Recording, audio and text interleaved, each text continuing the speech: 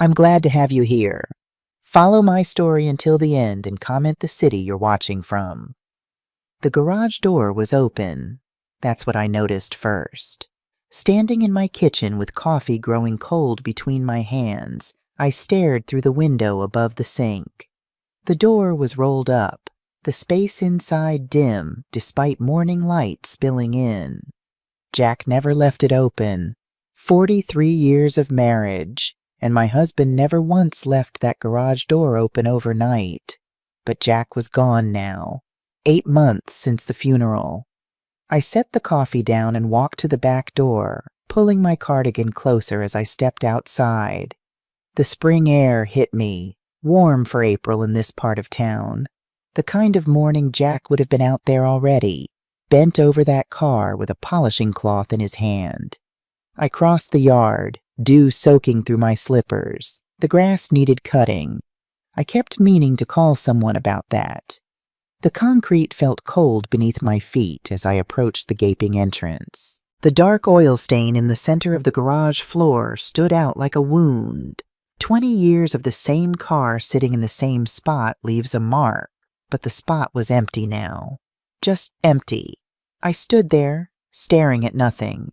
Jack's workbench along the back wall remained exactly as he'd left it. His tools hung on the pegboard, each one outlined in black marker so he'd know exactly where everything belonged. His red toolbox sat closed on the bench, his work journal open beside it, pages filled with his small, careful handwriting. But the car, his 1967 Shelby GT 500, was gone. My chest tightened. I gripped the door frame and focused on my breathing. In through the nose, out through the mouth. 43 years as an ICU nurse, and I still use the same techniques I'd taught countless patients. Breathe, think, act. But I couldn't think past the empty space where the Shelby should have been.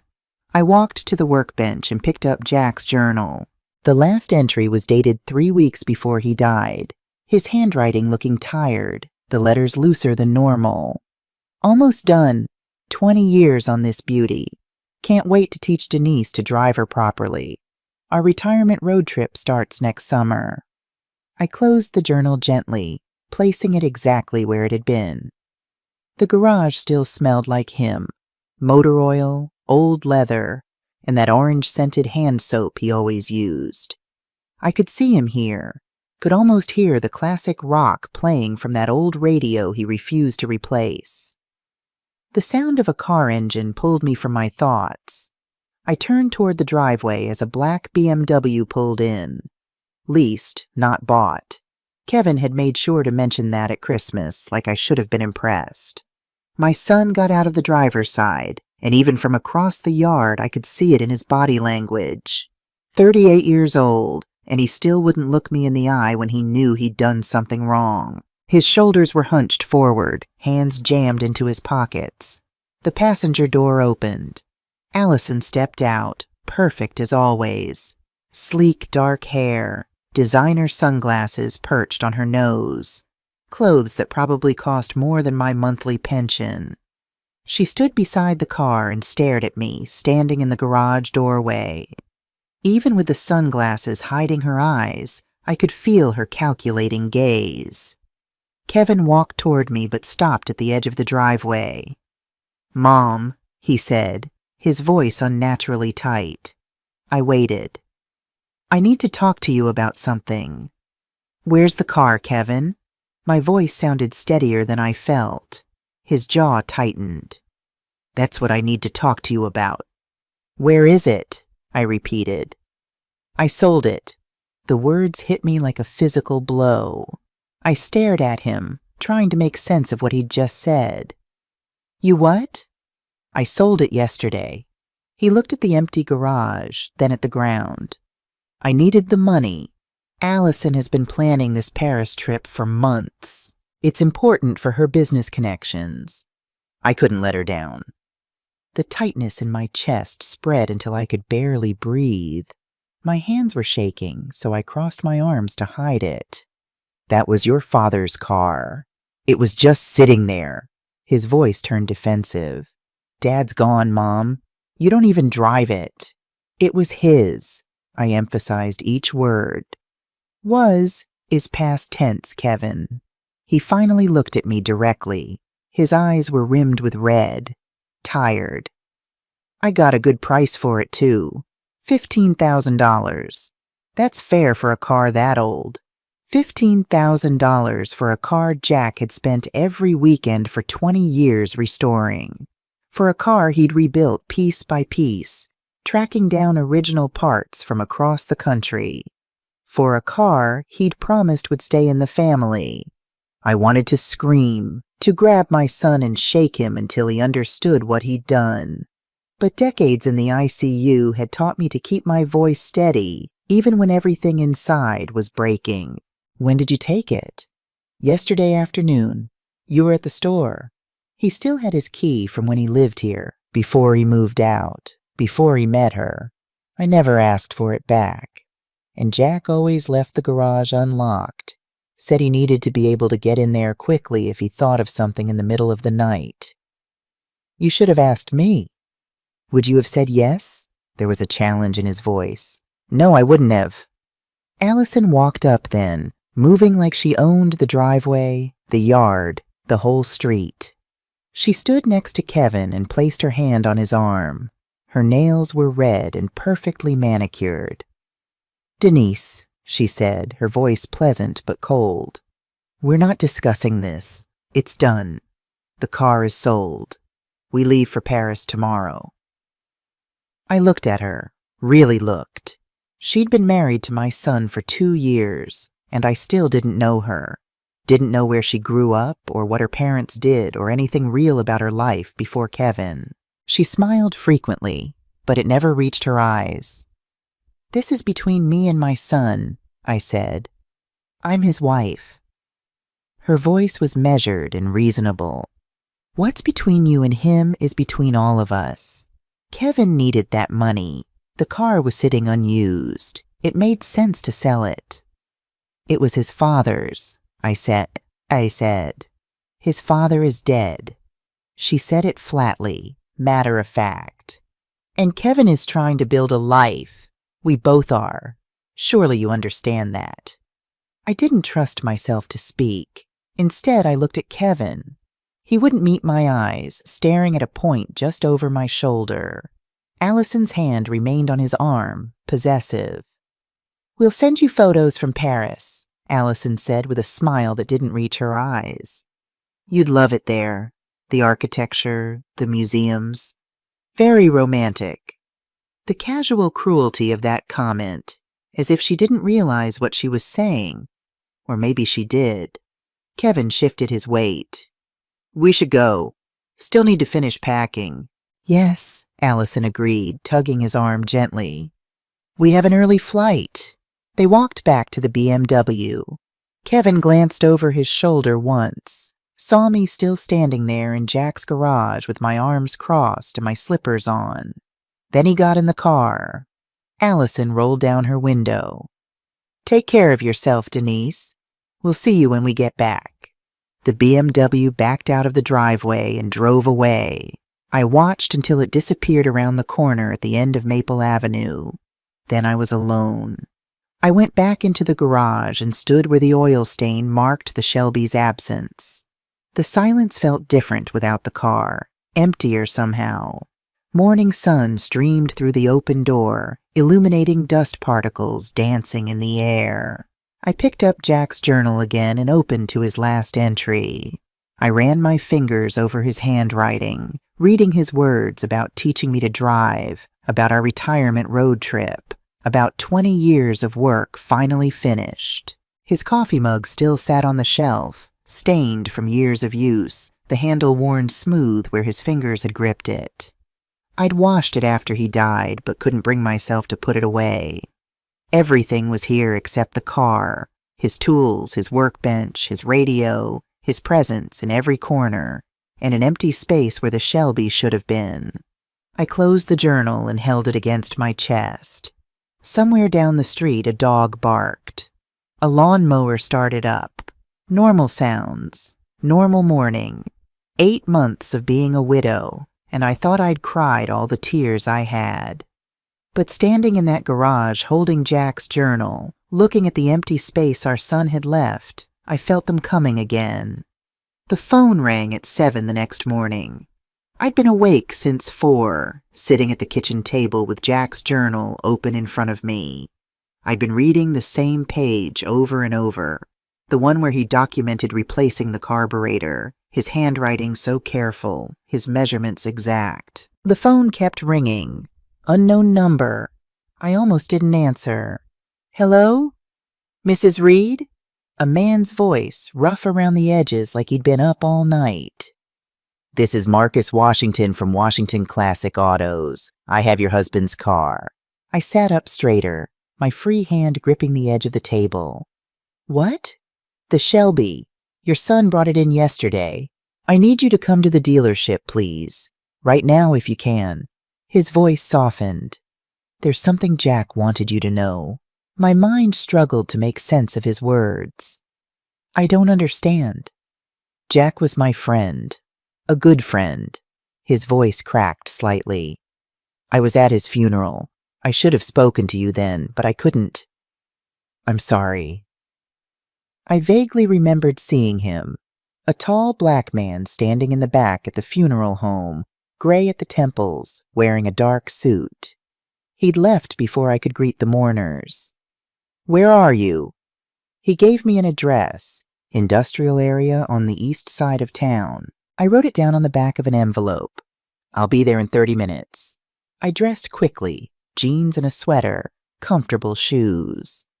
I found my keys and drove across town with my hands tight on the steering wheel. Morning traffic was light. I passed the hospital where I'd worked for 40 years, the parking lot already full of day shift staff. The industrial area was all concrete and metal buildings. I found Washington Classic Autos at the end of a long street.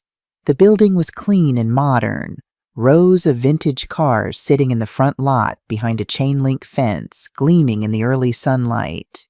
A man stood outside the main entrance, watching for me. Gray hair, maybe 65, wearing jeans and a button-down shirt. His eyes followed my car as I pulled into a visitor spot. I parked and got out.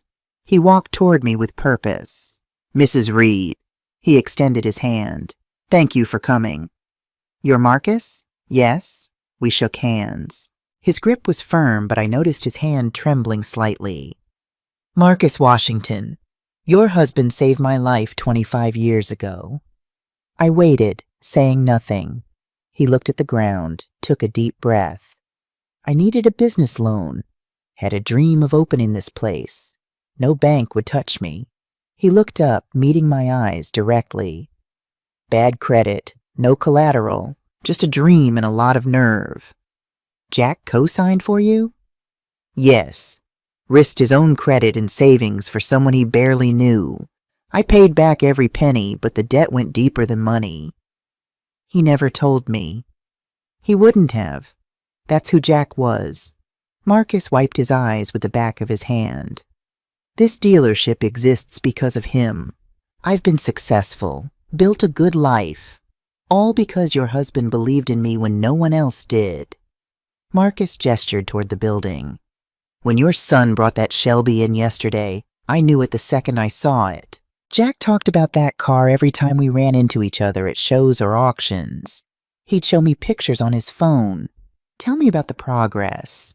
He was so proud of it. Kevin said he sold it. He did. To me. Marcus's expression darkened. Your son had no idea what he was selling. I asked if he knew the value. He said $15,000 sounded fair for an old car. My stomach dropped. What's it really worth? Marcus met my eyes. Around $180,000. I felt lightheaded. What? It's a documented 1967 Shelby GT 500, one of 2,048 ever made. Jack restored it to museum quality with all matching numbers and documented history. If he'd taken it to Barrett Jackson or Meekum, it could have gone for over $200,000. The number didn't make sense. Couldn't make sense. 180,000? Yes, ma'am? And Kevin sold it for 15? Yes. I sat down on a nearby bench. Just sat.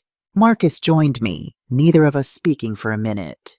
I bought it from him, Marcus finally said. Paid him the 15,000 because he was desperate. Said something about a Paris trip with his wife. He turned to face me. But Mrs. Reed, that car was never mine to keep. Why are you telling me this? Because Jack made me promise 2 years ago. Marcus stood and offered his hand. Come inside. There's something you need to see. He led me through the building to a large garage space in the back. The area was immaculate. White floors, bright lights overhead. 3 cars sat in a row under protective covers. Marcus stopped at the last one and pulled the cover back. The Shelby sat there gleaming. Burgundy paint perfect. Chrome shining like new money. I walked toward it slowly, almost afraid to touch it. I placed my hand on the hood. The metal was cool and smooth. I could feel Jack in every curve of the bodywork. I opened the driver's door and sat in the leather seat. It smelled like our garage at home. The steering wheel was worn where his hands had gripped it thousands of times. Marcus leaned against the door frame. 2 years ago, Jack asked me to help him install something. A hidden compartment. I looked up. Why? He said if anything ever happened to him, I needed to make sure you knew about it. Made me swear. Marcus gestured to the dashboard. Behind the radio. I didn't look inside. He said this was for you, and only you. My heart was racing. Marcus showed me how to release the panel. Press here, pull there. The radio face came away, revealing a space behind it, dark and hidden. Marcus stepped back. I'll give you some privacy. He walked out of the garage, closing the door behind him. My hands trembled as I reached into the compartment. I felt paper first. I pulled out a manila folder, thick with documents. Under it was a sealed envelope with my name written on the front in Jack's distinctive handwriting. At the bottom of the compartment was a small wooden box. I opened it and found a key inside. I opened the envelope first, my fingers clumsy with anticipation and dread. Jack's handwriting filled the page, dated 2 months before he died. Denise, if you're reading this, I'm gone. I'm sorry I didn't tell you while I was alive. You would have wanted to handle it together, and I know that. But I needed to protect you from this until I had proof. I've been investigating Allison for 18 months. She's not who she says she is. Her real name is Angela Montgomery. She's done this before. Twice that I've found so far. In this folder is everything I've gathered. Photos, documents, contact information for her previous victims. Their stories are the same. She targets men with aging parents and family assets. She's going to target our house, Denise. That's her pattern. She'll convince Kevin that you're declining, that you need care, that the house should be sold. Then she'll disappear with the money. I confronted her once, carefully, watching her reaction. She's very good at what she does. Kevin doesn't see it. He won't believe me without ironclad proof, and I don't have that yet. The key in the box is for our safe deposit box at First National Bank. Box 447. Inside are stock certificates I bought in 1994 as a favor to a patient. Check the current value. You're taken care of financially. Marcus knows to call you if anything happens to this car. He's a good man. Trust him. Protect yourself. Protect our son. He's a victim in this too. I love you. I'm still protecting you. Jack. I read it twice, my hands shaking. Jack knew. He knew about Allison. Spent 18 months investigating her. Died before he could finish.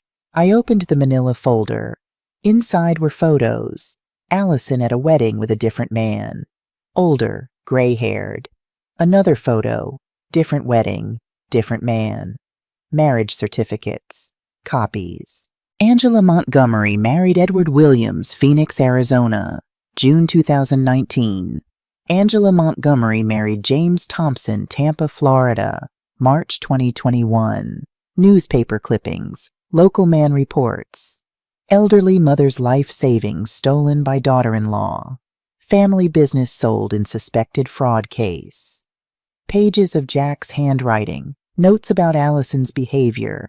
Questions she'd asked about our house, about my health, about our assets. Dates and times recorded with a detective's precision. At the back, contact information. Phone numbers. Edward Williams, Phoenix. James Thompson, Tampa. Jack's final note at the bottom.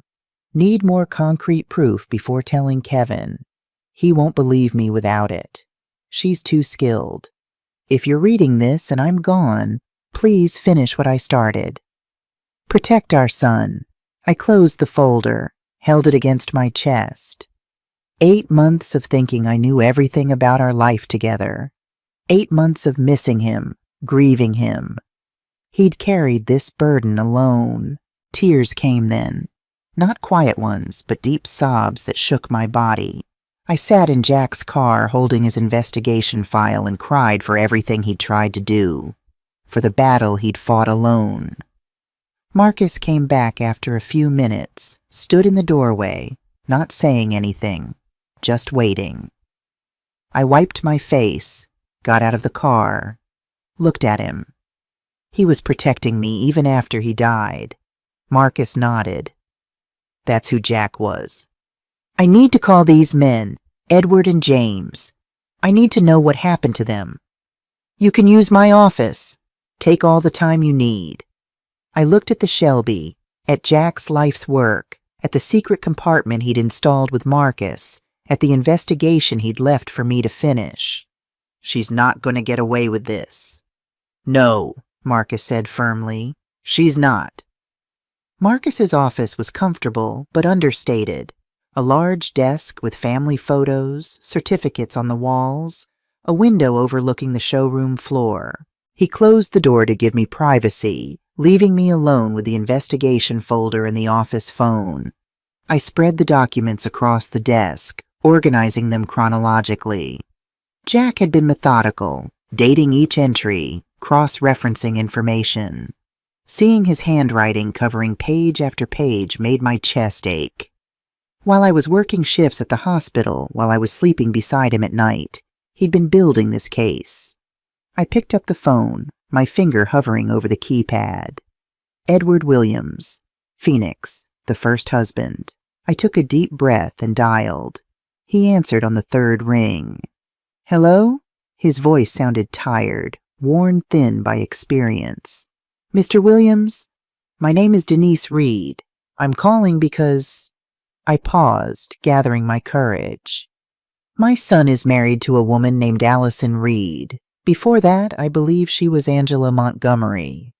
Silence stretched across the line, then a heavy sigh. I wondered when this call would come. I gripped the edge of Marcus's desk. Can you tell me what happened? Edward spoke slowly, each word carefully chosen as if he'd rehearsed what he would say if someone ever asked. He was 58, a high school history teacher. He met Angela in the spring of 2019 at a community center where his mother volunteered. Angela was helping organize events for seniors. She was charming, attentive, seemed genuinely interested in his life. His wife had died 3 years earlier. He was lonely. They dated for 4 months. She was patient, understanding, made him feel seen again. They married that October. His mother had concerns from the beginning, said something felt off about Angela.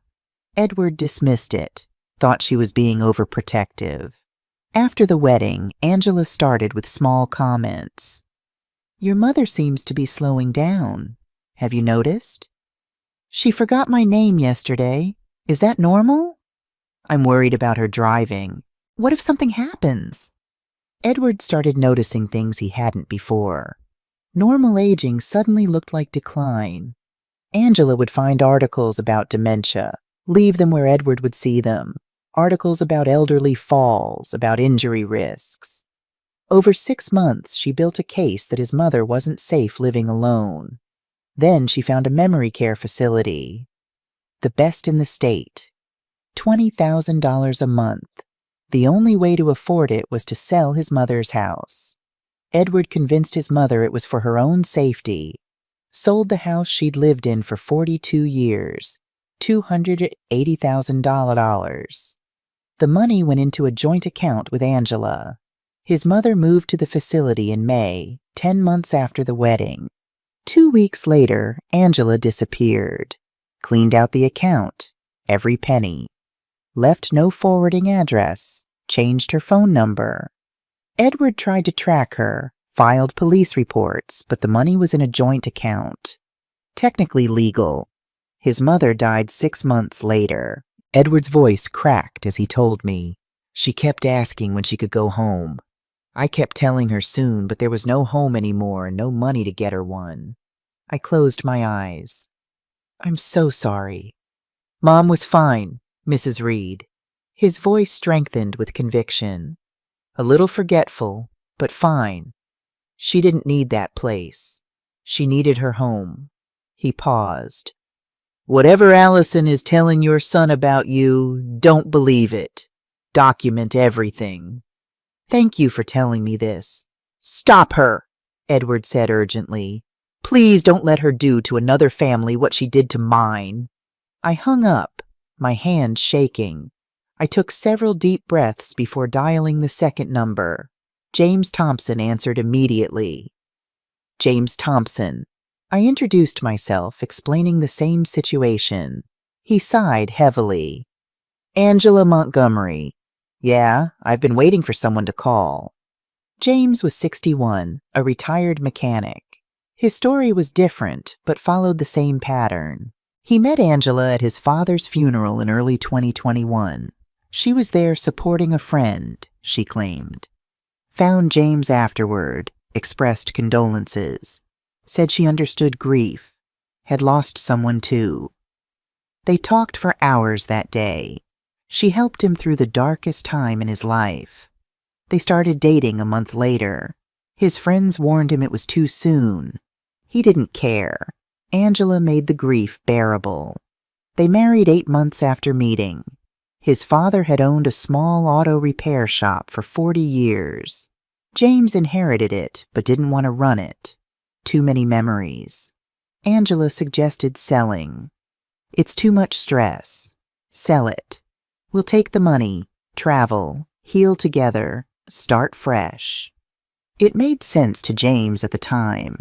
He sold the shop for $195,000. The money went into a joint account. 3 days after the check cleared, Angela was gone, completely vanished. James tracked her through credit card records to Costa Rica. By the time he got there, the money was gone, laundered through multiple accounts, impossible to recover. She targets men with aging parents and family assets, James said bitterly. That's her specialty. She researches them first, knows everything before she even introduces herself. He paused. Does your son have access to your house, your finances? Not yet, but she's been setting the stage. Then you have time. Stop her before she gets him to sign anything. After hanging up, I sat in silence, staring at Jack's investigation file. Marcus knocked gently before entering with 2 cups of coffee. How'd it go? He asked, placing 1 cup in front of me. Exactly as Jack suspected.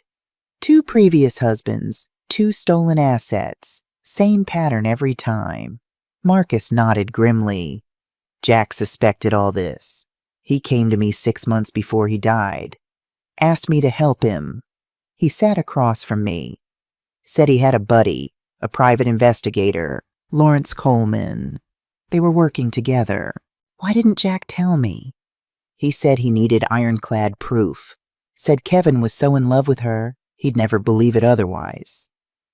Marcus reached into his desk drawer and pulled out a business card.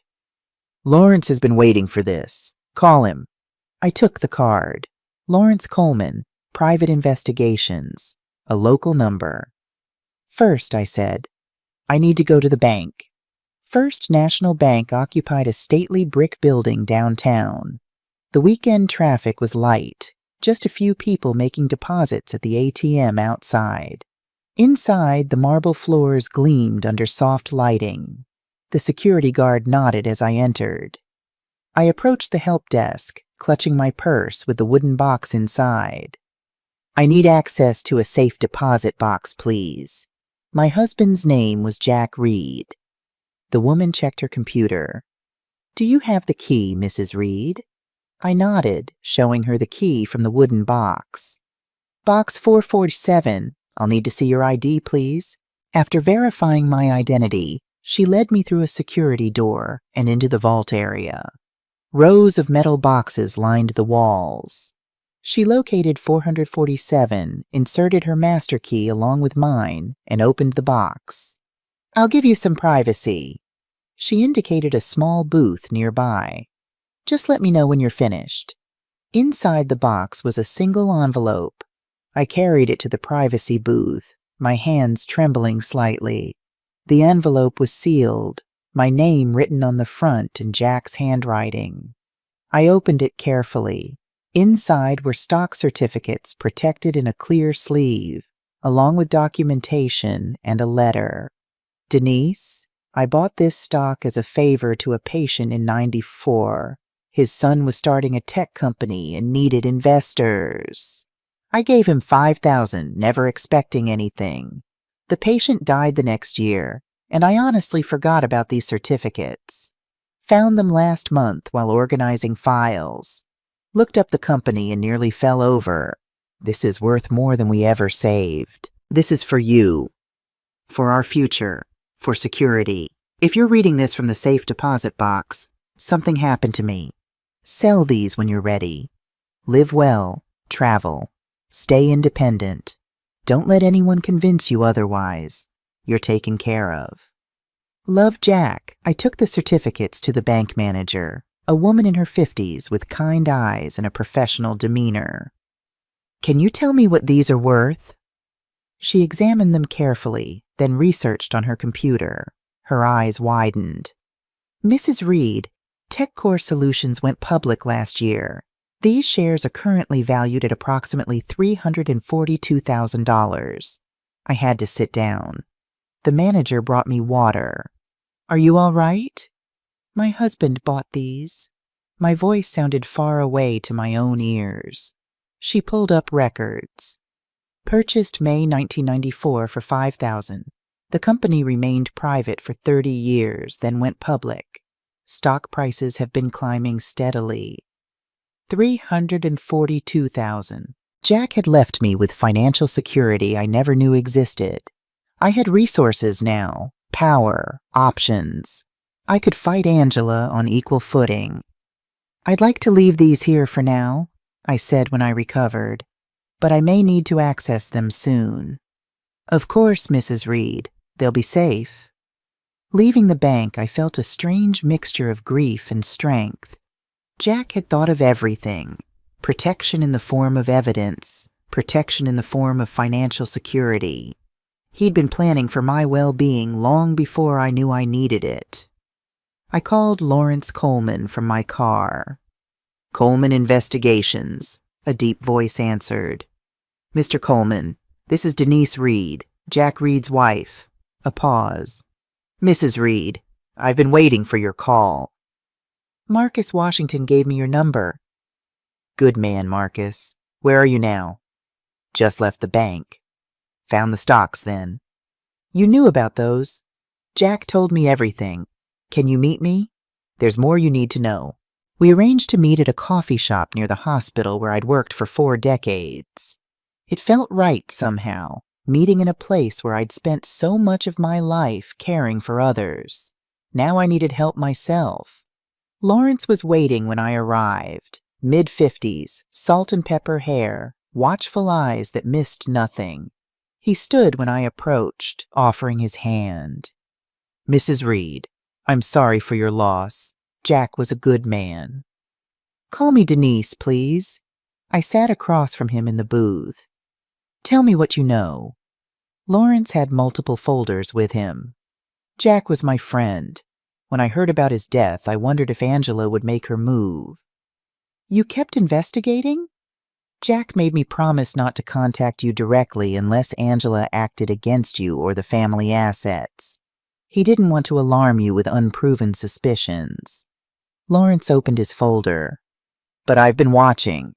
He showed me printouts, digital footprints from the past 3 months. Angela had been active on caregiver forums under a fake name, posting questions about how to convince resistant elderly parents they needed help. Questions about assisted living facilities, memory care costs, property browsing history, Costa Rica real estate, financial investigation, credit cards in Kevin's name.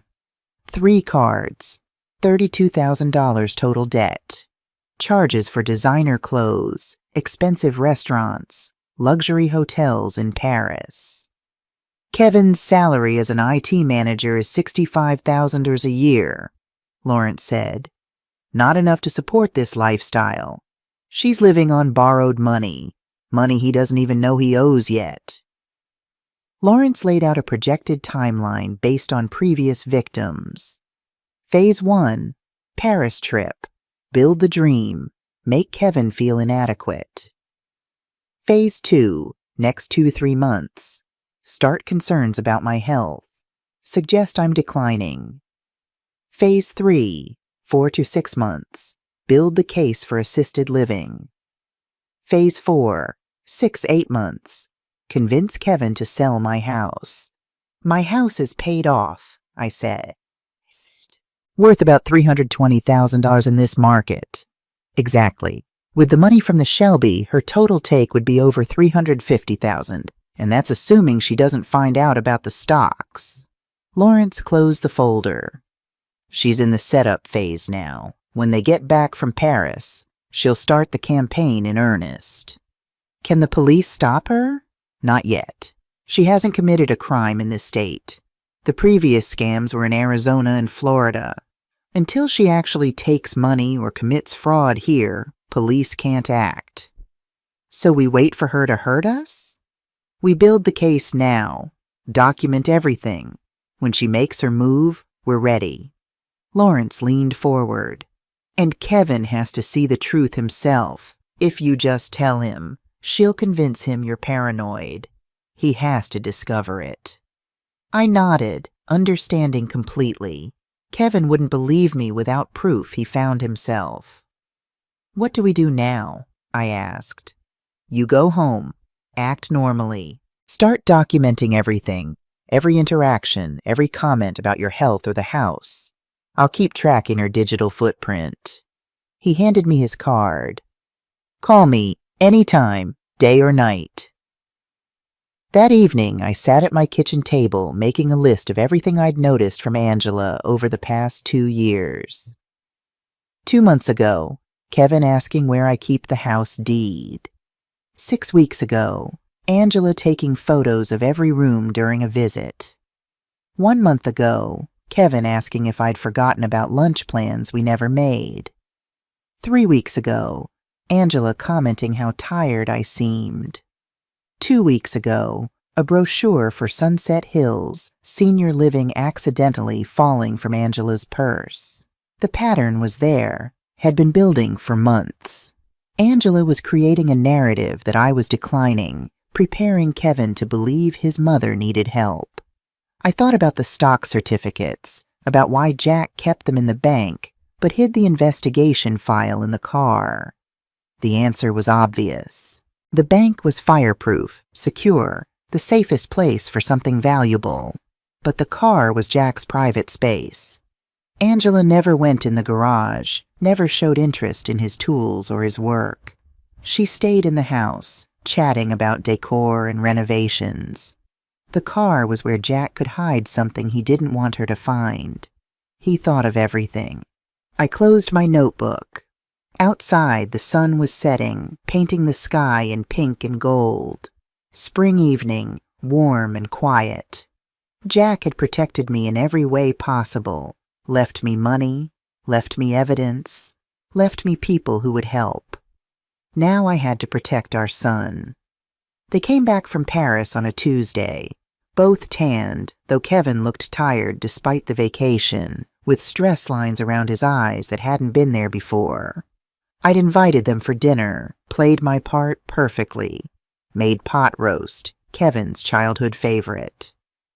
They arrived at 6. Angela wore clothes I'd never seen before, a silk blouse in a deep emerald shade, designer jeans, an expensive handbag with a logo I didn't recognize but knew must cost more than my monthly pension. I hugged Kevin at the door. He held on a second longer than usual, which I noted silently. Angela's hug was quick, perfunctory. We sat at the kitchen table, the same table where I'd raised Kevin, the same chairs Jack had refinished 20 years ago. Angela controlled the conversation from the first minute. Paris was beautiful. The hotel in Le Marais was stunning. They had lunch near the Louvre, dinner at a restaurant with a name I couldn't pronounce. She painted a picture of the life they deserved, the life they should have. It was wonderful, Angela said, her voice wistful. But it made me realize how much we're missing out on. Kevin works so hard, and we have so little to show for it. She looked at me when she said it, the meaning clear. I kept my face neutral, past the potatoes. Kevin jumped in. Mom, you should think about traveling too, seeing things. Maybe someday. Angela leaned forward. Denise, this house is really too big for one person. Have you thought about downsizing? Maybe something more manageable? There it was, the first direct move, exactly as Lawrence had predicted. I'm managing fine. This is my home. Of course. Angela's smile was pleasant, reasonable. We just care about your safety. The stairs, the yard work. It's a lot for someone your age. Kevin nodded along. We worry about you here alone, Mom. I noticed his phrasing. We, not I. Angela's words coming out of his mouth. I appreciate the concern, but I'm fine. I changed the subject, asking about the Eiffel Tower. Angela let it drop, but I saw the calculation in her eyes. Seeds planted. She'd push harder next time. After dinner, we moved to the living room for coffee and the apple pie I'd made. Angela excused herself. Bathroom down the hall? Yes. First door on the right. She was gone 10 minutes. I waited 5, then excused myself, found her upstairs near Jack's old office. The bathroom door was open and empty behind her. She jumped when she saw me. Oh, I got turned around. This house has so many rooms. The bathroom is downstairs where it's always been. I kept my voice light. She laughed, touched my arm. Of course. Silly me. Too much wine with dinner. I led her back downstairs, said nothing more. They left an hour later, Angela all smiles. Take care of yourself, Denise. We'll visit again soon. Kevin hugged me goodbye. Love you, Mom. I watched them drive away, then went straight to my notebook, wrote down every detail while it was fresh. I called Lawrence afterward, updated him on what had happened. It's starting, he confirmed, faster than I expected. The Paris trip must have depleted their resources. She'll accelerate the timeline. What do we do? Keep documenting. And we need to separate Kevin from her influence, even briefly. Can you get him alone? The next morning I called Kevin. I need to talk to you about something. Can you come by? Just you. What's it about? Your father. Something I found in his things. Silence on the other end. Allison and I don't keep secrets, Mom. This is between you and me. Please, Kevin. Long pause. Okay. This afternoon? I have to tell Allison where I'm going. That's fine. He arrived at 3, alone as promised, but looked nervous getting out of his car. I had coffee ready and Jack's investigation file on the kitchen table. Kevin saw it immediately, his shoulders tensing. Mom, if this is about the car again, sit down, please. He sat, arms crossed, defensive before I'd even started. I took a deep breath, used my ICU nurse voice. calm, authoritative, factual. Before I show you anything, I need you to listen. Really listen. Can you do that? This feels like an ambush. It's protection. I slid Jack's letter across the table. Your father wrote this. Kevin stared at it for a long moment before picking it up. I watched his face as he read. Confusion, disbelief, anger cycling through his expressions. Dad was investigating Allison? His voice rose. For 18 months before he died? Yes. His reaction was instant defensiveness. Dad never liked her. He was paranoid about everything. This is ridiculous. I stayed calm. Look at the evidence. I spread the photos on the table. Angela at 2 different weddings with 2 different men. The marriage certificates. Angela Montgomery married Edward Williams. Angela Montgomery married James Thompson. Kevin stared at them. This could be anyone. Someone with the same name. Call them. I pushed the paper with their phone numbers toward him. Ask them about their wives. You want me to call random strangers? They're not random. They were married to your wife before you. Kevin stood up, started pacing. This is insane. Allison wouldn't. She loves me. Then prove me wrong. Call them. Prove your father wrong. He grabbed the paper, crumpled it in his fist. I'm not doing this. He headed for the door. Kevin, please. He turned, face flushed. Why are you doing this? Can't you just let me be happy? My voice broke. Because your father died trying to protect you, and I'm not going to let his last months be for nothing. Kevin slammed the door behind him. I watched him drive away, not knowing if he'd call those numbers or go straight to Angela. Either way, the choice was his now. The waiting was the worst part. I sat at the kitchen table, couldn't eat, couldn't focus on anything. Lawrence called at 8 to check in. How did it go? He was angry. I don't know what he'll do. Give him time. The truth has to sink in. But time felt like it was running out. At midnight, my phone rang. Kevin's name on the screen. Kevin? His voice was wrecked, raw. I called them. Mom, I called them both. He was crying. I gripped the phone tighter. What did they say? Everything. Edward's mother, James's father's shop. It's the same, exactly the same story. My heart broke for him. I'm so sorry. I went home after I left your house. I was so angry. His voice shook. But I kept thinking about Dad, about those marriage certificates. So I decided to test her. Just ask simple questions. What happened? I asked where she grew up, what her maiden name was. Tell me about your family. Her answers were different. Not just a little different. Completely different from things she told me before. Different town, different college, different everything. What did you do? I pushed, asked about the credit cards Lawrence found, the ones in my name I didn't know about. Kevin's voice went flat. Her whole face changed, Mom, like a mask came off. She said they were business investments I wouldn't understand. So I asked what business. Asked her to show me. He took a shuddering breath. She said I didn't have to prove anything to her, that I should trust my wife. I kept pushing, said I wanted to see the statements. They're in my name. I have a right to know. She packed a bag right then. No more pretending. Said I was weak. Said I was just like the others. Just like Dad said. His voice broke. She walked out. Just got in her car and left. I've been calling her phone. She won't answer. Stay there. I'm calling Lawrence Coleman. I hung up and dialed Lawrence immediately. He answered on the first ring. I'm already tracking her through the credit cards, he said before I could explain.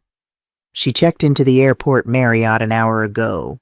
Made multiple cash withdrawals over the last 2 hours. Got about $12,000 total. He paused. And she just booked a flight. Mexico City, 6 a.m. departure, one way. My stomach dropped. She's running. Yes, but I found something else. Angela Montgomery is a stolen identity. The real Angela Montgomery died in a car accident in 2018. This woman's real name is Linda Marsh. She's wanted for fraud in 2 other states under different names. Can the police stop her? I've been in contact with detectives in Arizona and Florida. They'll issue a warrant. If we move now, we can get her at the airport before she boards. What do you need? Kevin's cooperation. His statement about the credit card fraud. Can he do that? Yes, I'll make sure of it.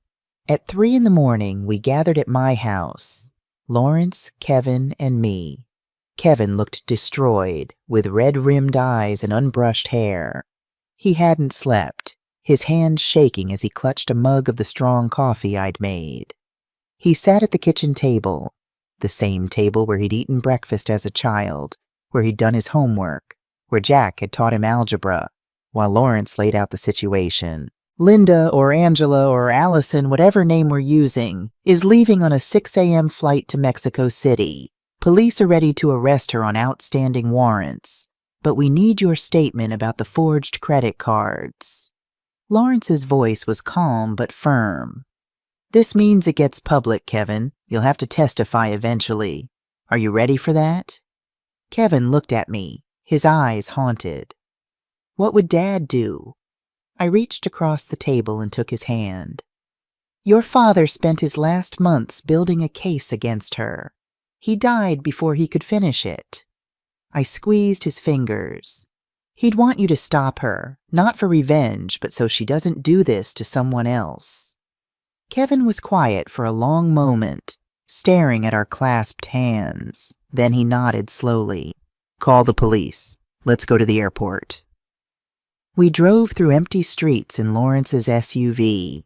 4 in the morning, and the city was dark except for streetlights. Kevin sat in the back seat staring at nothing. I turned to watch him, this child of mine who suddenly looked so much older than his 38 years. You didn't know, I said softly. I should have seen it. Dad tried to warn me. His voice was hollow. Those last few months, he kept asking about Allison, about our finances, about our plans. I thought he was being controlling. He looked up, meeting my eyes. Last conversation I had with him, we argued about her. I told him to back off, to let me live my life. He died a week later. I never apologized. He knew you loved him. Kevin shook his head. How could he? I chose her over him, over you, over everything he taught me. I pulled out the letter Jack had left in the car, the one about needing proof before telling Kevin. I'd been carrying it with me, waiting for the right moment. Read this again. Look at what he wrote. Kevin took it, his eyes scanning Jack's words about not wanting to break his son's heart without ironclad proof, about loving him, about Kevin being a victim too. He understood, I said. He knew she was good at what she did. He didn't blame you. The airport was just waking up when we arrived. Coffee shops opening, fluorescent lights flickering on, business travelers pulling luggage with tired expressions. We stood behind a column near security. Lawrence positioned us where we could see but stay out of sight. 2 detectives in plain clothes waited near the checkpoint. Detective Rodriguez, a compact woman with sharp eyes, spotted us and gave a subtle nod. Kevin hadn't spoken since we got in the car. He stood stiffly beside me, staring ahead at nothing. I kept my hand on his arm, feeling him trembling slightly. 5:30 a.m. The security line started filling with early travelers. There she is, Lawrence whispered. Linda appeared at the far end of the terminal. 2 large suitcases, designer coat, sunglasses despite the early hour, hair perfectly styled. She looked like someone going on a luxury vacation, calm, confident, phone in one hand, boarding pass in the other. She got in the security line, pulling her luggage forward as the line moved. The detectives approached. "Ma'am, we need to speak with you." Linda turned, saw them for just a second before her expression smoothed over. She smiled warmly. "Is there a problem, officers?" Detective Rodriguez showed her badge. "We have a warrant for your arrest, Linda Marsh." Linda's smile froze. "I don't know who that is. My name is Allison Reed." "Ma'am, please step aside." Linda looked around, calculating. She saw the second detective blocking the exit. Her expression shifted, almost imperceptibly at first, then completely.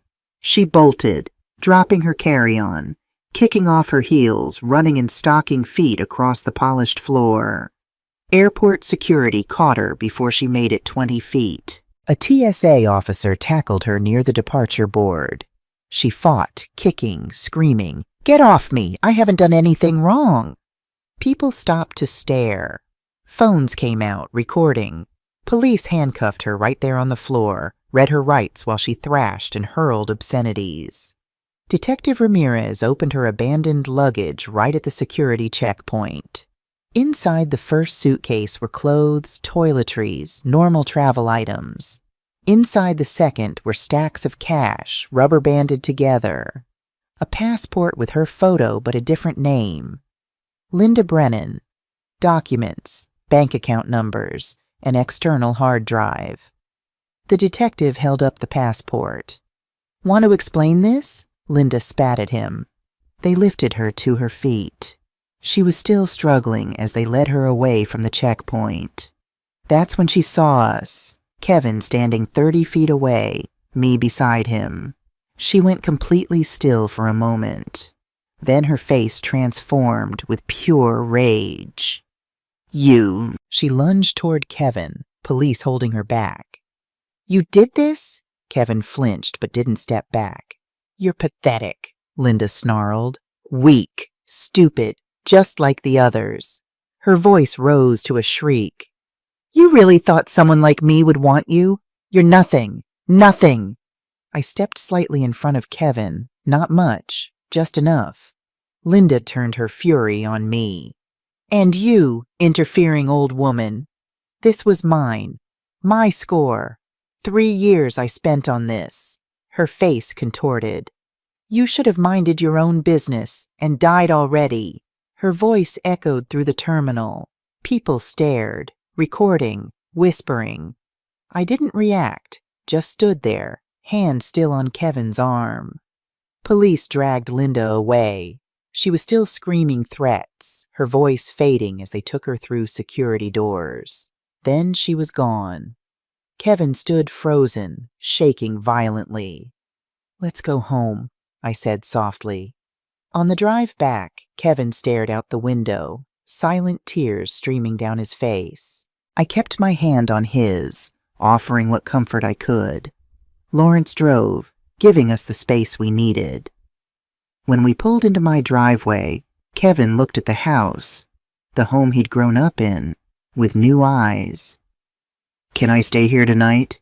His voice was barely audible. "Of course. Your room is still your room." Kevin slept for 14 hours straight, exhausted from the emotional trauma. I sat in the kitchen, drinking tea, writing everything down in my notebook while it was fresh. Lawrence called with updates. Linda Marsh was being processed. Charges filed for identity theft, credit card fraud, and attempted flight to avoid prosecution. More charges would follow as the investigation developed. They'd found evidence in her luggage connecting her to 5 previous victims. The pattern went back 8 years. Kevin's credit card debt was being investigated. Most would likely be forgiven through fraud claims. The next morning, Kevin emerged from his old bedroom looking wrung out but calmer. He sat at the kitchen table while I made breakfast. Scrambled eggs, toast, coffee. Simple comfort food. "What happens now?" he asked. "One day at a time," I answered, placing a plate in front of him. "You eat, you rest, you heal." "I feel so stupid. You were targeted by a professional con artist. That doesn't make you stupid. It makes you human. He looked up at me, his eyes brimming. I sold Dad's car, his life's work. I sat across from him. The car is safe. Marcus Washington bought it. He's keeping it for us. Really? A flicker of relief crossed his face. Your father had more friends than we knew. Later that day, Kevin went with me to the police station to give our formal statements. Detective Rodriguez explained what they'd found so far. Linda Marsh, born in Cincinnati, started running cons in her 20s, small scale at first, graduated to identity theft and elder fraud. The detective flipped through her notes. Angela Montgomery was a stolen identity.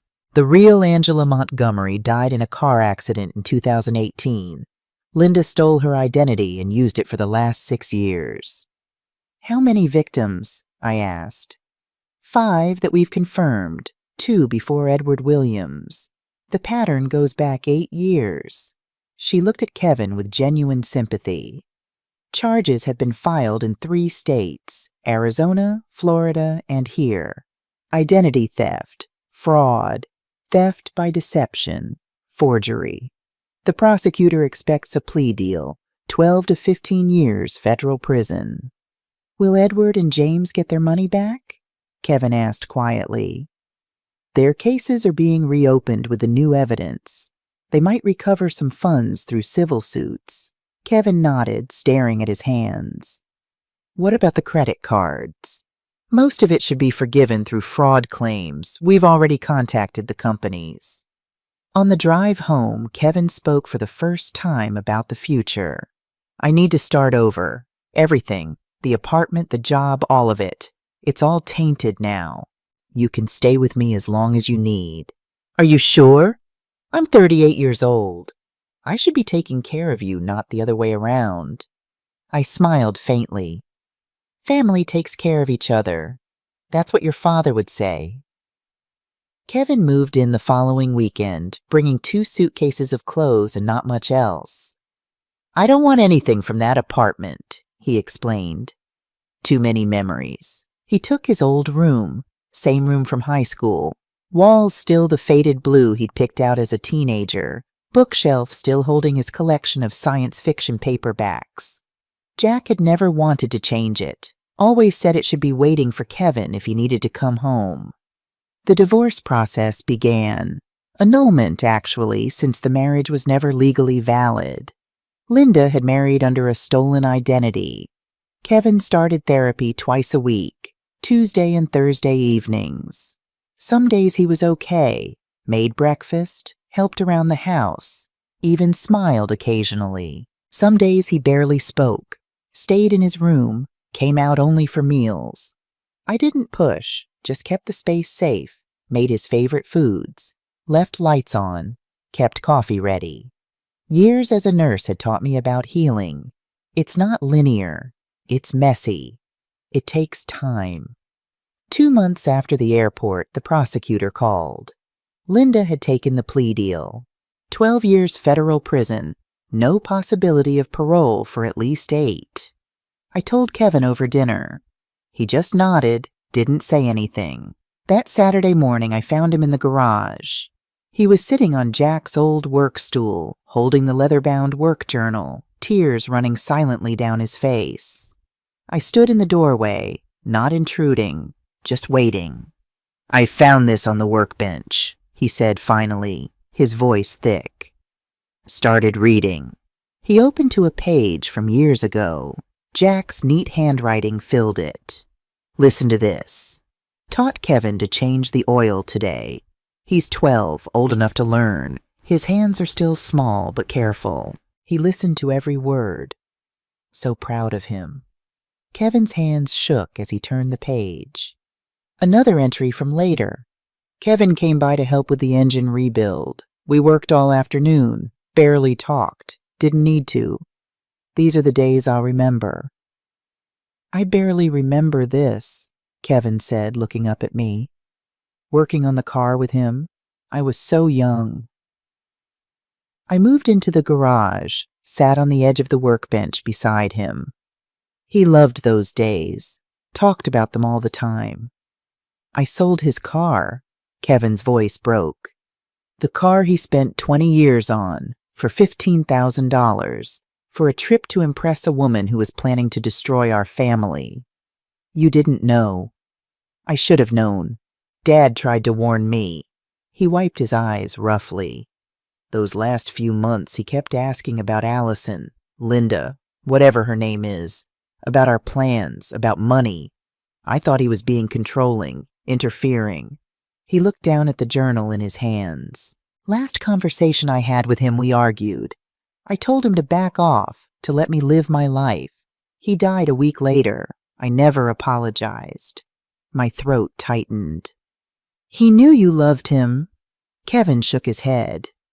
How could he? I chose her over him. Over you. Over everything he taught me. I pulled out the letter Jack had left in the car, the one about needing proof before telling Kevin.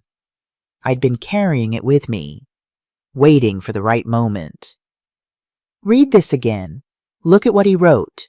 Kevin took it, reading Jack's words about not wanting to break his son's heart without ironclad proof, about loving him, about Kevin being a victim too.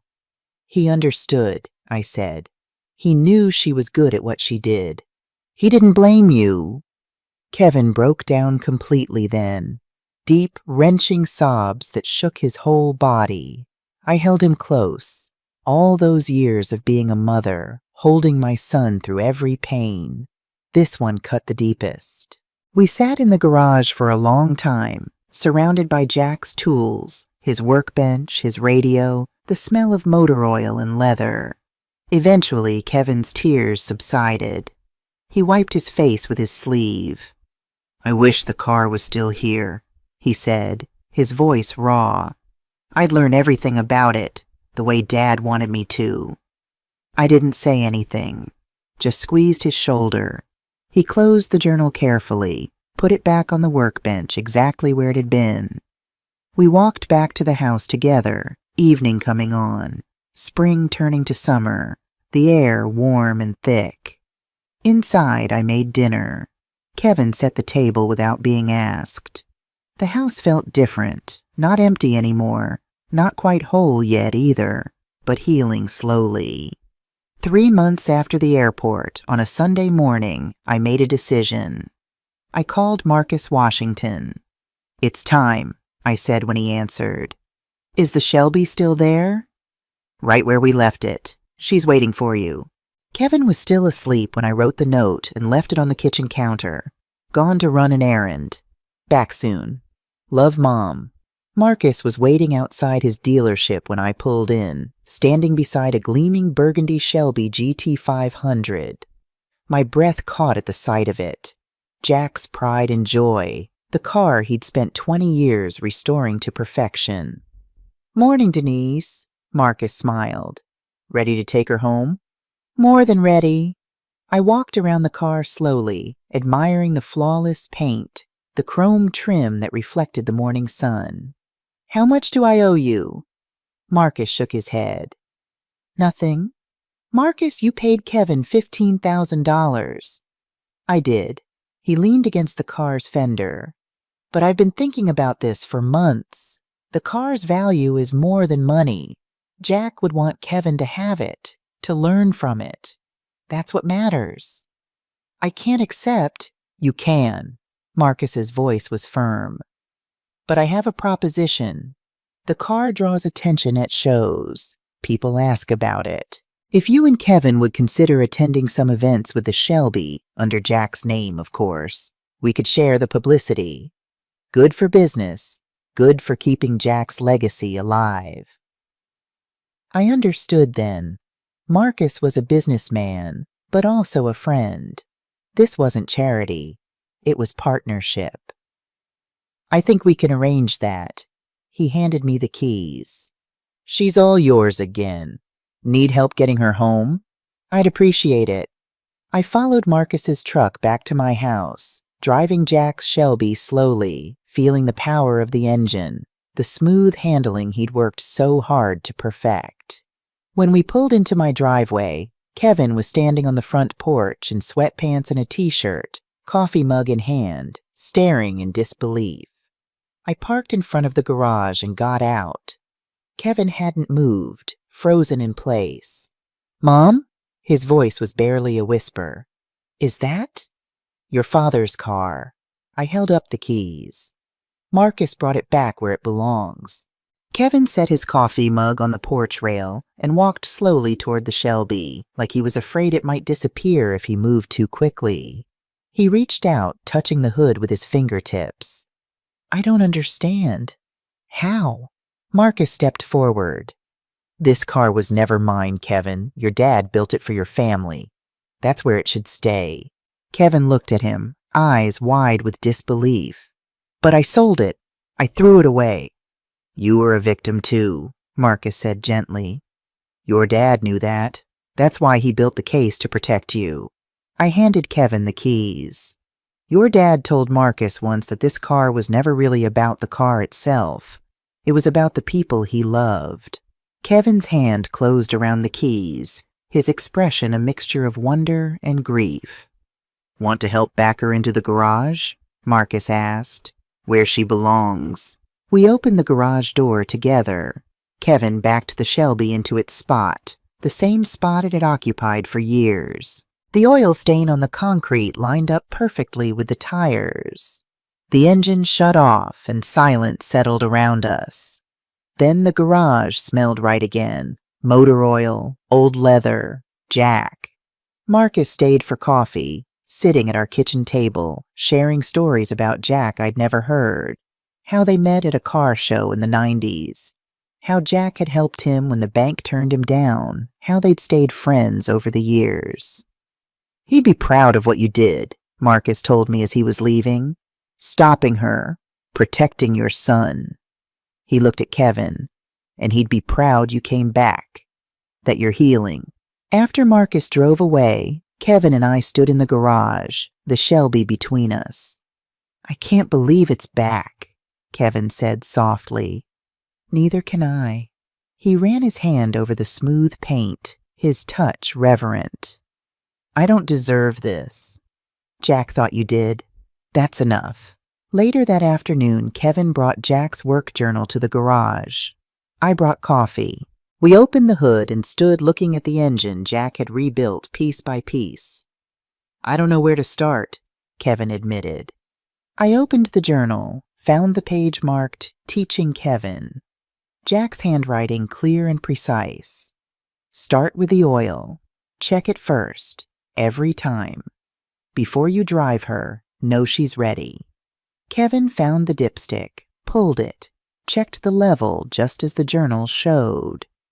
His hands were steadier now, 3 months of therapy and healing beginning to show.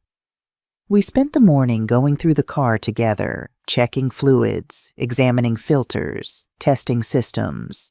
Physical, methodical work, following Jack's notes step by step. Kevin's confidence grew as the hours passed. I could see Jack in his movements, the careful attention, the gentle touch with tools. By afternoon, Kevin was smiling, really smiling.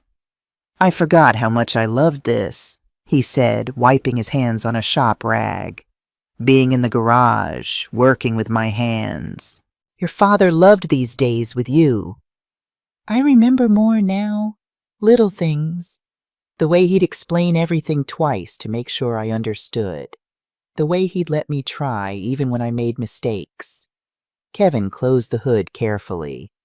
"I'm going to take care of this car the way he wanted." "We'll take care of it," I corrected gently. That evening, we sat on the back porch watching the sunset. Kevin seemed more at peace than he had in months. "I was thinking," he said, "about the stock certificates Dad left you." "What about them?" "You should use some of that money. Travel, see things, like Dad wanted." I nodded slowly. "Maybe, but first, I think we should finish what Jack started." "What do you mean?" "Teaching me to drive the Shelby properly. The retirement road trip he planned." I smiled at my son. We could do it together. Kevin's eyes filled with tears, but he was smiling too. He'd like that. That night I sat at the kitchen table with my notebook, writing everything down. The car's return, Kevin's growing healing, our plans. I looked out the window at the garage, thought about Jack's letter. I'm still protecting you. He was. The investigation he'd built, the stocks he'd left, Marcus keeping his promise.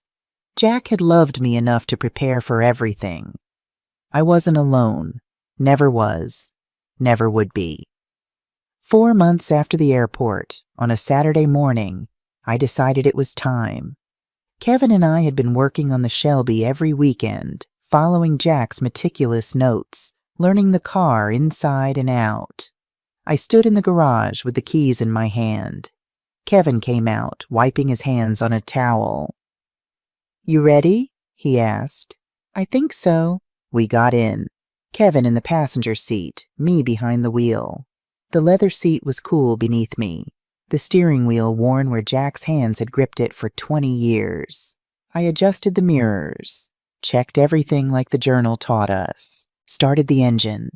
The Shelby roared to life, deep rumble vibrating through my chest.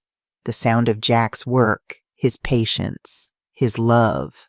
I backed out of the garage carefully, Kevin's hand on the door handle, nervous but trusting.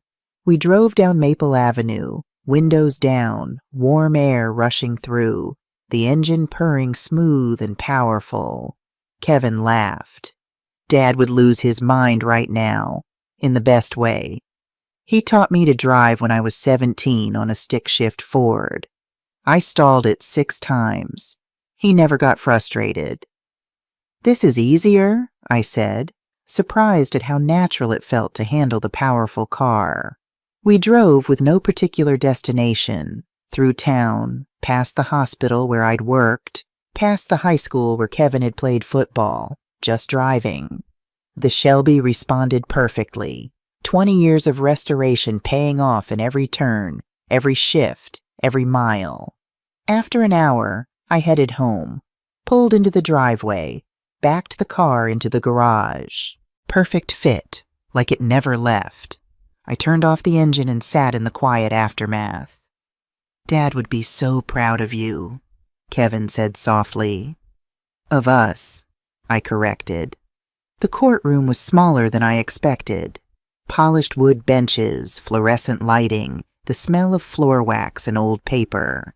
Kevin sat beside me, shoulders tense beneath his suit jacket. 6 months had passed since the airport. 6 months of healing, of rebuilding, of learning to trust again. Today we would face Linda Marsh for the final time. "Are you sure you want to be here?" I asked Kevin quietly. He nodded. "I need to see it through." Lawrence Coleman sat on my other side. Marcus Washington had come too, sitting in the row behind us. Over the past months, he'd become family, dropping by on weekends to help with the Shelby, bringing coffee and donuts, sharing stories about Jack I'd never heard before. The door opened and Linda entered in an orange jumpsuit, hands cuffed in front of her. She looked different now, thinner, her hair pulled back without styling, no makeup, but the coldness in her eyes remained unchanged as she scanned the courtroom, her gaze settling on Kevin. "All rise," called the bailiff as the judge entered. The sentencing hearing was brief. The prosecutor outlined the case, detailing Linda's crimes across 3 states: identity theft, fraud, theft by deception, forgery. 5 victims officially documented, though they suspected more who hadn't come forward. "The defendant has accepted a plea deal of 12 years in federal prison," the prosecutor concluded. The judge looked at Linda. "Does the defendant wish to make a statement before sentencing?" Linda stood. "Yes, Your Honor." She turned slightly, facing us directly. "I'm not sorry for what I did. These men were stupid, pathetic. They deserved what happened to them." Her voice was cold, clinical. Kevin Reed was the easiest mark of all. So desperate to be loved, he couldn't see what was right in front of him. Kevin flinched beside me. I reached for his hand, held it tightly. "The only thing I regret," Linda continued, is getting caught. The judge's face hardened. Ms. Marsh, your lack of remorse only confirms the appropriateness of this sentence. 12 years in federal prison, no possibility of parole for 8 years. He banged his gavel. Court is adjourned. As Linda was led away, she looked back once more, her eyes filled with hatred. I met her gaze steadily, refusing to look away. She might hate us for stopping her, but she would never hurt another family. Outside the courthouse, Kevin stood on the steps, looking up at the blue April sky. Is it really over? The legal part is, Lawrence said, joining us. The healing takes longer. We walked to our cars together. Lawrence had become another friend through all this, checking in regularly, having dinner with us once a week. He and Marcus had formed an unlikely friendship, the private investigator and the auto dealer finding common ground in their connection to Jack. What now? Kevin asked as we reached my car. Now we live, I said simply. We honor your father by living well. That evening I sat at the kitchen table with a notepad, making decisions I'd been putting off. The stock certificates Jack had left were worth $342,000. I had money I never expected to have, choices I never thought I'd need to make. I thought about Edward Williams and his mother, who died heartbroken in a memory care facility she never needed. About James Thompson and his father's auto shop, 40 years of work sold away. The next day I called my banker. I sent checks, $25,000 each to Edward and James, with simple notes. For your mother's memory. From someone who understands. Denise Reed for Edward. Similar words for James. It wouldn't undo the damage Linda had done, but perhaps it would help with healing. That's what Jack would have wanted. For myself, I decided to stay in the house. It was home, filled with memories of Jack and our life together. But I would travel, small trips at first, working up to the cross-country journey Jack had planned for us. Kevin was healing too. He'd found a new job at a tech firm downtown, started reconnecting with old friends. Some days were still hard, but the good days outnumbered the bad now. He continued therapy, working through the betrayal, learning to trust his own judgment again. Mom, he said one evening as we sat on the back porch, watching fireflies rise from the grass. I've been thinking about getting my own place again. My heart sank a little, though I tried not to show it. Of course, that makes sense. He smiled, reading my expression despite my efforts. Not far. There's an apartment complex just 3 blocks over. I could walk here for Sunday dinners. I nodded, relieved. You know you're always welcome whenever you want to come home. I know. He looked out at the darkening yard. But I need to stand on my own again. Prove to myself I can. Your father would be proud of you. Kevin's smile was bittersweet. I hope so. 2 weeks later, I stood in the garage staring at a road map spread across Jack's workbench. The Route 66 journey he'd planned was marked in red pen, Chicago to Santa Monica, with stops at every landmark along the way. 23 days, according to his notes. The classic American road trip. Kevin entered carrying 2 mugs of coffee. He set one beside me. What are you looking at? Your father's road trip plan, the one he was saving the Shelby for. Kevin studied the map. He was thorough. Always was. I traced the red line with my finger. I'm thinking of doing it. This summer. Kevin looked up, surprised. Alone? That was the original plan. Jack teaching me to drive, then me taking the wheel. I smiled at the memory of his confidence in me. He always said I was the better driver, just wouldn't admit it to his car buddies. Kevin laughed. Dad did have his pride. Would you... I hesitated. Would you want to come? Part of the way, at least? We could take turns driving. Kevin was quiet for a long moment, studying the map. When were you thinking? June, after your lease at the new place starts. We could do a couple of weeks or the whole trip if you can get the time off."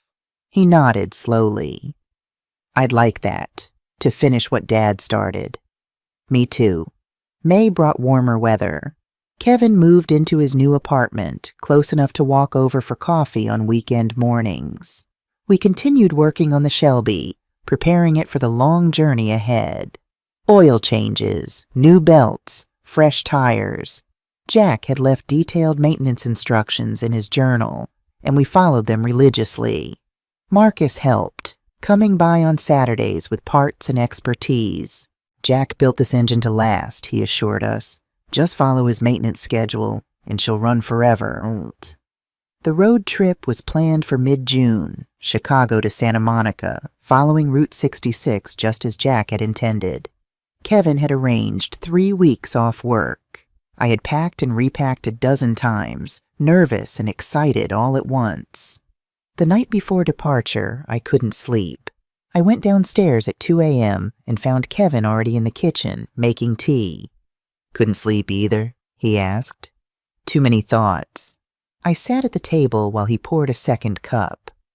Remembering how Jack used to get before trips. He'd be up all night checking lists, making sure we had everything.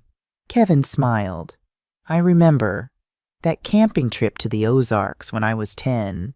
He packed and repacked the car 3 times. And still forgot the tent poles." We laughed together, the memory warm between us. "Do you think he'd approve?" Kevin asked after a moment. "Us taking his car across the country? It's what he built it for." I sipped my tea. He wanted us to use it, to enjoy it, not just look at it. I wish he was coming with us. In a way, he is. Morning came clear and bright.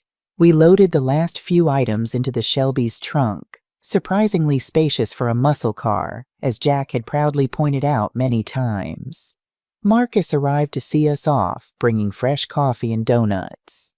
"You've got the maintenance kit?" he asked, ever the mechanic. "Right here." Kevin patted the duffel bag of tools and emergency supplies. "And you'll call if you have any trouble?" "Promise." Marcus nodded, satisfied.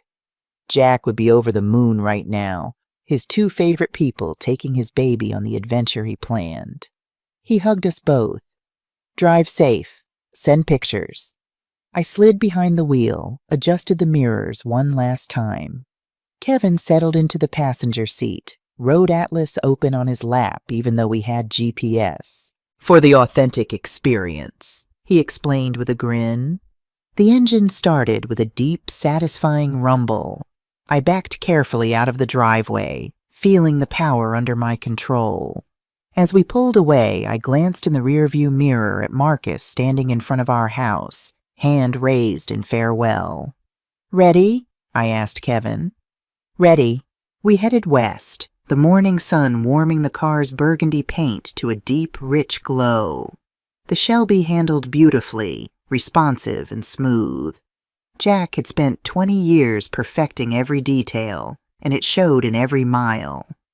"Dad would love this," Kevin said as we merged onto the highway, the engine's growl rising as I accelerated.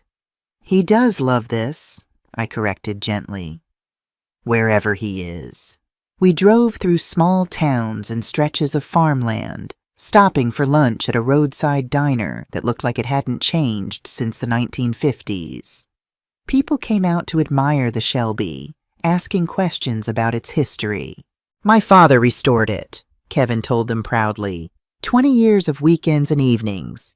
It was his passion. By nightfall, we'd reached our first planned stop, a small motel in Springfield, Illinois, chosen because Jack had marked it in his road trip journal as having good parking visible from the rooms. "For keeping an eye on the car," he'd written. I called Marcus that evening as promised. "The Shelby's running perfectly," I reported. "Not a single hiccup." "Jack built it right," he said, satisfaction evident in his voice. "Where are you headed tomorrow?" "St. Louis, the Gateway Arch, then following Route 66 through Missouri. Take pictures and drive careful through the mountains when you get there."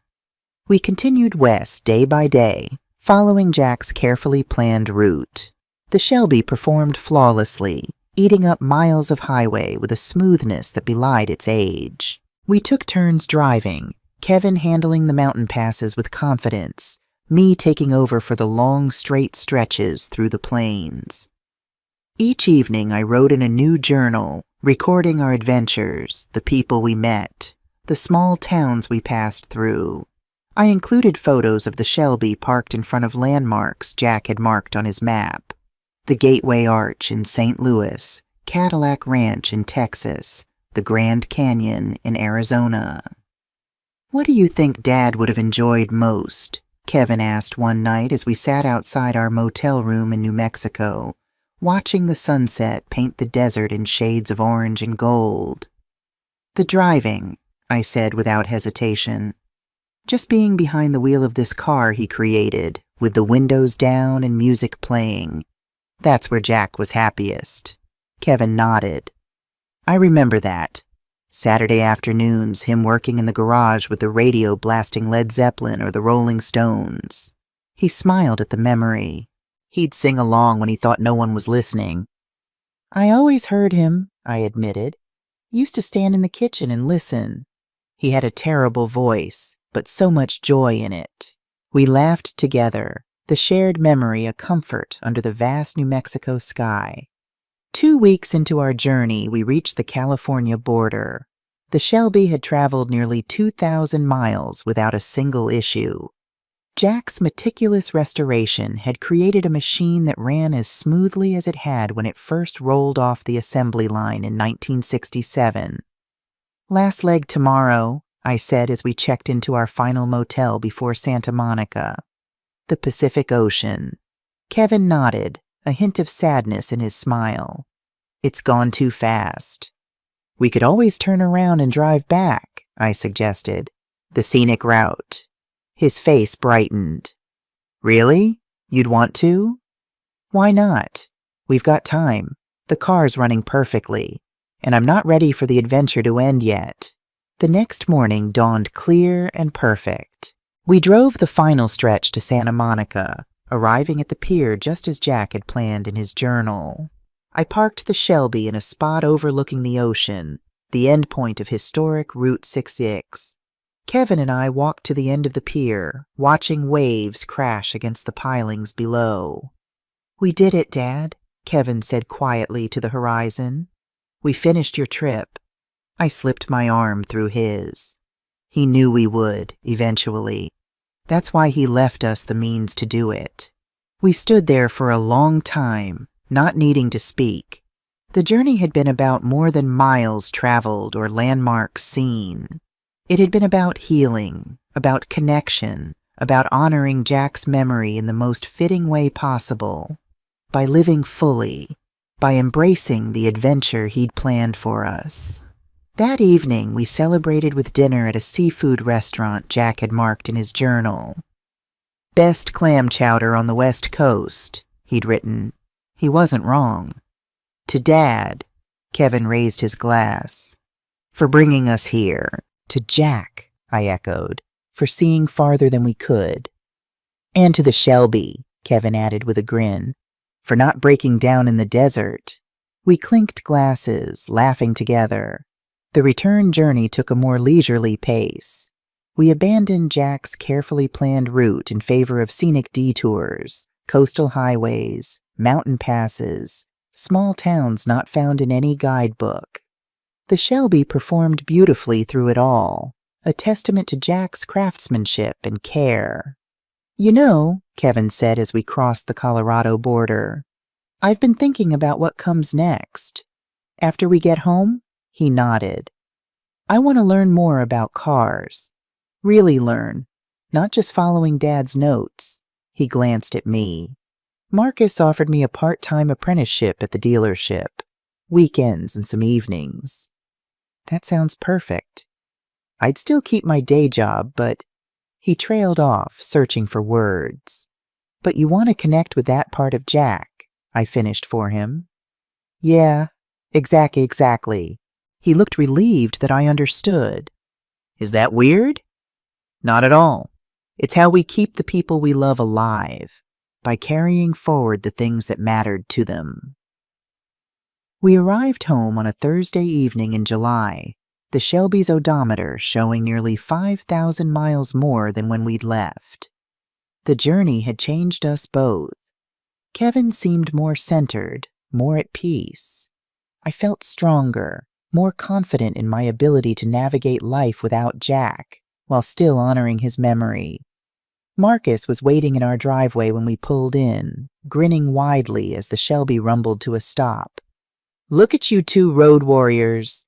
He hugged us both as we climbed out, stiff from the day's long drive. "How'd she run?" "Perfect," Kevin said proudly. "Not a single issue the entire trip." "Jack built her right." Marcus patted the car's hood affectionately. "You bring me those photos you promised?" Over dinner that night, Marcus had brought takeout from our favorite Italian place. We showed him the journey through hundreds of pictures.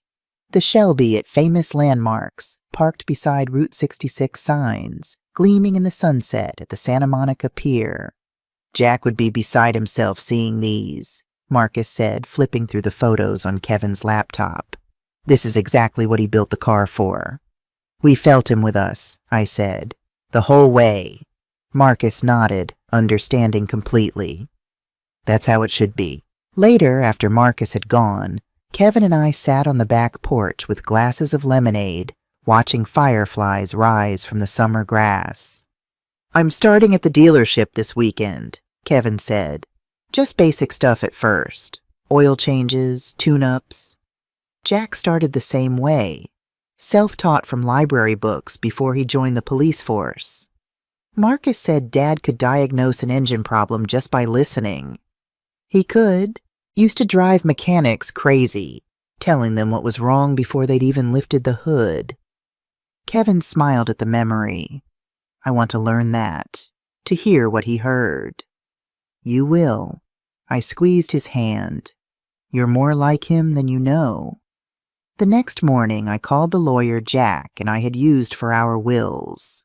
It was time to put the stock certificates to good use. "I'd like to establish a foundation," I explained, "to help elderly victims of financial exploitation." The lawyer, Martha Simmons, who'd been handling our affairs for 20 years, nodded approvingly. "Jack would like that. What did you have in mind?" "Legal assistance, primarily. Help navigating the system. Too many people like Edward Williams' mother fall through the cracks." "We can set that up. What do you want to call it?" I thought for a moment. "The Jack Reed Justice Project." Over the next months, the foundation took shape. I used $200,000 of the stock money as seed funding, established a board that included Lawrence Coleman, and surprisingly, Detective Rodriguez, who had become passionate about elder fraud cases after Linda's arrest. Kevin threw himself into his new apprenticeship, spending weekends at Washington Classic Autos, learning the fine art of restoration. He had a natural talent that surprised even Marcus. "Your son's got the touch, Denise," Marcus told me one Sunday evening when he dropped Kevin off after a long day at the shop. "Jack's genes, no doubt about it."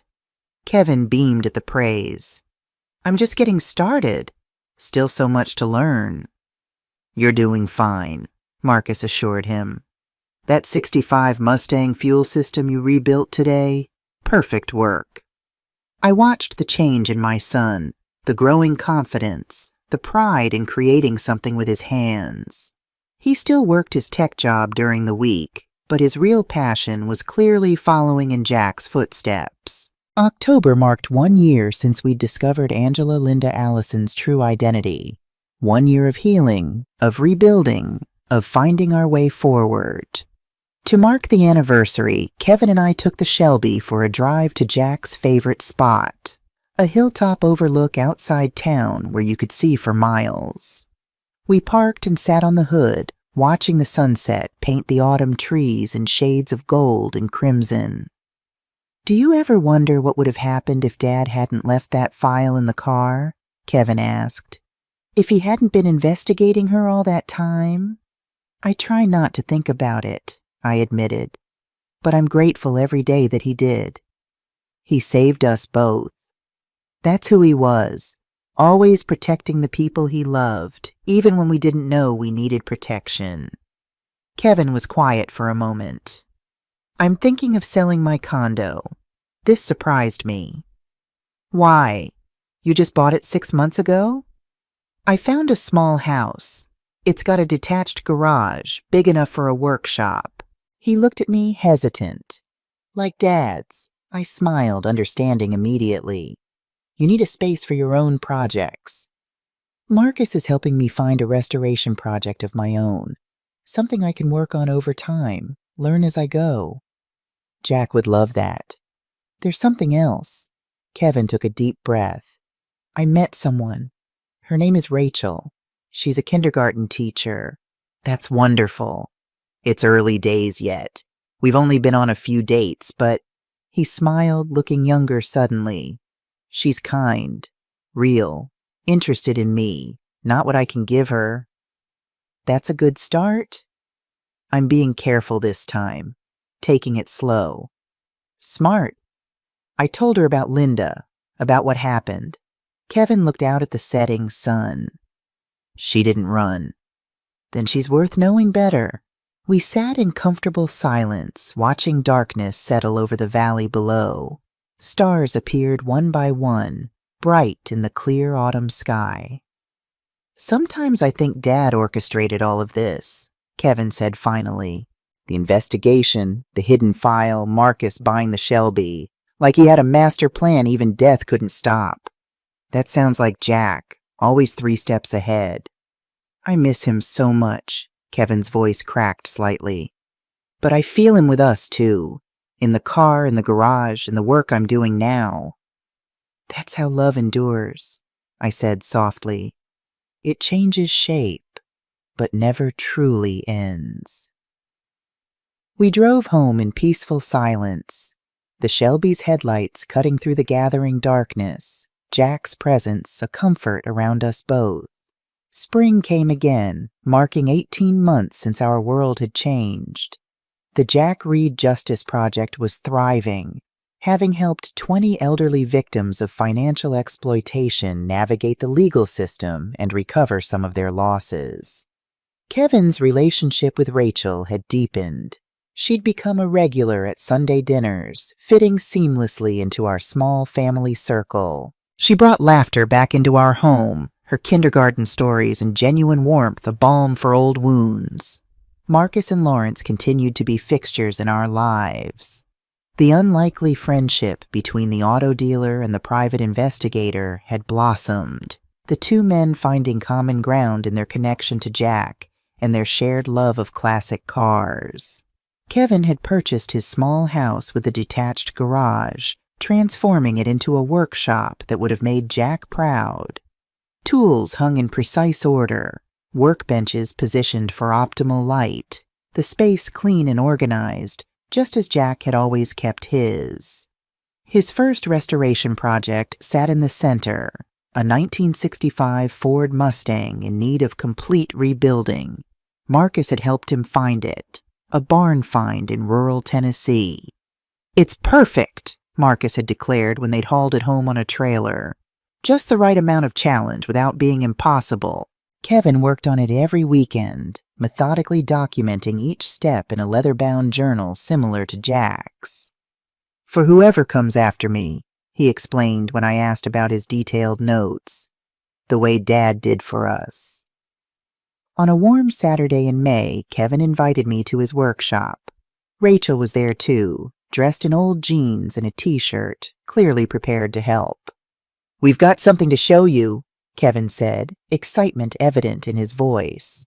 He led me to a workbench where a small wooden box sat, similar to the one Jack had hidden in the Shelby. Kevin opened it carefully. Inside lay an engagement ring, vintage, elegant, with a small diamond in an Art Deco setting. It was my grandmother's, Rachel explained. Mom gave it to Kevin last week. I looked between them, joy bubbling up. You're getting married? Kevin nodded, his smile wider than I'd seen in years. This fall, small ceremony, just family and close friends. I hugged them both, tears threatening. Jack would be so happy for you. We know, Rachel said softly. That's why we wanted to tell you here, in this space Kevin built because of him. There's something else, Kevin added. We want to get married at the Overlook, Dad's favorite spot, with the Shelby as our getaway car. The perfect tribute to Jack, his son starting a new chapter at the place he loved most, with the car he'd spent 20 years creating. He'll be with us, I said. I have no doubt about that. Later that evening, I sat on my back porch watching twilight settle over the yard. Jack had planted those oak trees 20 years ago, now tall and strong. He'd laid the stone path to the garden, built the bench under the maple. His presence was everywhere, in the home we'd shared and the son we'd raised, in the car he'd restored and the legacy he'd left, in the lives he'd touched and the people who still gathered around his memory. I thought about the letter he'd left in the Shelby, his words a lifeline when I'd needed it most. I'm still protecting you. And he had, in ways neither of us could have imagined. His foresight had saved Kevin from financial ruin. His investigation had exposed Linda before she could do more damage. His friendship with Marcus had brought the Shelby back to us. His stock investment had created the foundation now helping others. The evening deepened, stars appearing one by one. From Kevin's new house 3 blocks over, I could just make out the glow of lights in his garage workshop. Still working on the Mustang, no doubt. Creating his own legacy piece by piece, just as his father had taught him. Jack's journal lay open on my lap, the page marked with his last entry. Almost done. 20 years on this beauty. Can't wait to teach Denise to drive her properly. Our retirement road trip starts next summer. We'd completed that journey now, Kevin and I. Not in the way Jack had planned, but in a way that honored his vision nonetheless. The road trip had healed us, connected us, reminded us of what mattered most. We did it, Jack, I whispered to the evening air. We finished what you started. A warm breeze rustled the oak leaves, almost like a response. In the distance, I heard the distinctive rumble of the Shelby's engine as Kevin took it for an evening drive, the sound Jack had perfected through years of patient work. The journey wasn't over. It never would be. But we were moving forward with purpose now, carrying Jack's legacy with us, not as a burden, but as a gift. And that I knew was exactly what he'd wanted all along. What would you do if you were in my place? Have you ever been through something similar? Comment below and let me know what city you're watching from. If you enjoyed this story, check out 2 other channel favorites. My daughter-in-law locked me out of my son's hospital room and they said I was too old to adopt my granddaughter.